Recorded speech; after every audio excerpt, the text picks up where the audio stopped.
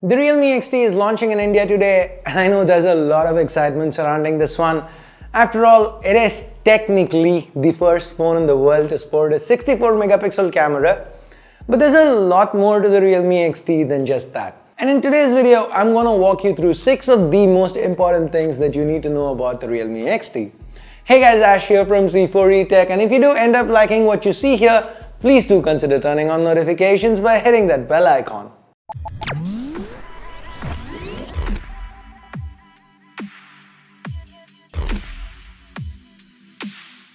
First, the 64 megapixel camera.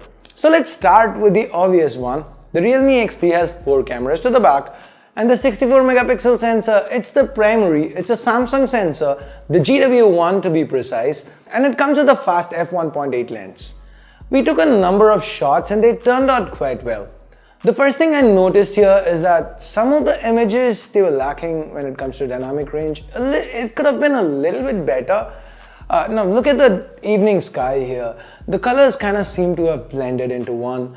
Speaking of colors, they do look punchy, like the grass here. The green looks really vibrant, and the detail levels, I'd say they were satisfactory, very satisfactory. Compared to the IMX586 from the Realme X, well, there is not a lot of difference in detail levels. The colors though, they're definitely more natural on the X, and it does seem to have an edge with dynamic range. Now, some of you on Twitter, you guys were curious to know if there was a huge difference with regards to detail levels. So when the normal photos turned out to be almost the same, I decided to take a couple of 48 versus 64 megapixel shots. Now here, if you pixel peep, you do see some difference. Like for example, in this image of the house, let's zoom in on that red mask, and you can see that the XT has captured better detail. Also similarly, in this picture of the apartments, zooming into that cloth hanging on the balcony, it looks clearer and better defined on the XT. But as you can see, at this level of zoom, the pictures from both are too grainy to be usable. So I don't think this extra detail is gonna make a huge difference in the larger scheme of things. Okay, let's now take a look at the night shots. The GW1 sensor, like most high pixel count sensors today, it uses pixel binning to get brighter shots, and of course, we do have a dedicated night mode. The results, they turned out good. I'd say it was even better than what Realme did with the X. If you see these side by side, the details might be similar, but I'd say the XT was better with colors here. What do you think? So that's like my quick take on the 64 megapixel primary on the Realme XT. It's good, no doubt. Now Samsung's last high pixel sensor was the GM1. It was a 48 megapixel sensor. We saw it on the Black Shark 1, or rather Black Shark 2, the Redmi Note 7S and Sony's IMX586. It was better than the GM1. But here with the GW1, the 64 megapixel sensor, Samsung's gotten competitive again. It's on the same level as Sony's IMX586, but that said, it's not a huge leap. It's not way better. Now, don't expect it to outperform everybody's favorite 48 megapixel Sony sensor. Now, the other cameras here, they are, now it's an 8 megapixel ultrawide, a 2 megapixel macro, and a 2 megapixel depth sensor. They're straight out of the Realme 5 Pro, and we've talked about the Realme 5 Pro a lot in the last few weeks, so I'm not going to talk about that again. Let's now move on to number 2. A mistake I actually made in the unboxing. The Bell Realme's always made good looking phones, but when it comes to materials, they generally go with plastic. In fact, they go with plastic so much that I didn't even consider the XT might have been made out of glass, but it actually happens to be made out of glass. So apologies for that mistake. The XT, it's Realme's first phone which sports a glass back, and Realme's done quite well here. The XT, it's a looker, it's gorgeous. With the XT, Realme's managed to get it a little smaller than even the Realme X. This phone is not only shorter, slimmer and narrower, but it also happens to be lighter, coming in at a little over 180 grams. So overall, the Realme XT looks good, feels good, and thanks to those curved edges to the back, it's also easy to hold in hand. Number 3, the display and fingerprint sensor. Like the Realme X, we have a Full HD Plus AMOLED panel here, but this time, it can be considered a step back. Now first, it is a smaller display at 6.4 inches, and more importantly, it's not all screen anymore. Now this is one of the ways how Realme has managed to keep the form factor smaller than the X. Now with this display, they didn't have to fit in a pop-up camera. Now that's because the 16 megapixel selfie camera, it resides in this tiny little notch up top.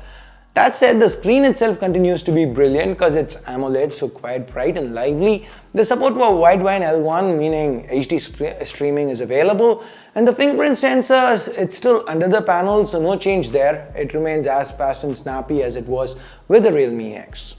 Number 4, Snapdragon 712 AIE. Okay, we are already at number 4, and the chip inside, this is one we've seen on the Realme 5 Pro and the Vivo Z1 Pro, and now even on the Vivo Z1 X. The 712 has been a solid performer and continues to be so on the Realme XT. Coupled with ColorOS here, the experience is stable and smooth. For the regular user, I don't think the XT is gonna let you down. I think you're gonna have a good time with whatever it is that you're gonna try to do. Now the 712 AIE doesn't just have a solid CPU, but it also has a pretty powerful GPU in the form of the Adreno 616. So gaming, now that experience was pretty good too. And the AI focus here means the AI functions, like say for example, what you get with the camera app, they're also pretty quick. Coming in at number 5, UFS 2.1 and a dedicated microSD slot. Now like I said, the user interface on the Realme XT feels really fast and snappy. And yes, the Snapdragon 712, ColorOS 6, they do play a major role in that feeling so. But the storage speed, that matters too. And that's where UFS 2.1 comes in. With UFS 2.1, apps are able to launch a little faster, so the XT gets a significant speed boost here. Overall, talking about storage, we get quite a few combinations here. Realme offers 4, 6 and 8 gig RAM options to go along with 64 or 128 gig storage options. And if you want, you can expand that further. Realme have provided dedicated support for microSD this time around. Now this was one of the biggest cons with the Realme X, the lack of microSD, and I'm happy and relieved to see Realme fix that with the XT. Talking about changes from the X, the XT has upped the battery capacity here, and that takes us to number 6, the 4000 mAh battery with VOOC 3.0 fast charging. A fast processor, a stellar display, and amazing cameras are all nice, but at the end of the day, you need to have a long-lasting battery so that you can use all of what I just mentioned throughout the day. And well, Realme has you covered on that front with this 4000 mAh battery. Even with heavy use, it should be able to last most people a full day.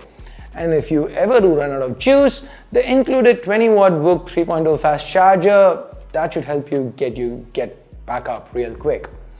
So that about wraps it up from my end. These are 6 very important things you must know about the XT. This video should really have been about 7 important things, since price is obviously one of the most important things you should know about any phone. But sadly, as of shooting this video, that is something I don't know. But check out the pinned comment right below or the description. I'll have the price there once I get to know it. Also, by the time you're watching this video, you'd know the price. So what do you think about this pricing? What do you think should have been a fair price if you think the price is unfair? Also, given that the Note 8 and 8 Pro's launches are imminent, what do you think it should have been priced at, the XT? Let me know all about your thoughts in the comments below. And I guess that's pretty much it. Thumbs up, thumbs down based on whatever you felt about this video. Subscribe, turn on notifications by hitting that bell icon if you haven't yet. Thanks a lot for watching. That's about it. Till next time, my name's Ash. You've been watching C4E Tech, and I'm signing off for now. You guys have a great day. Bye-bye.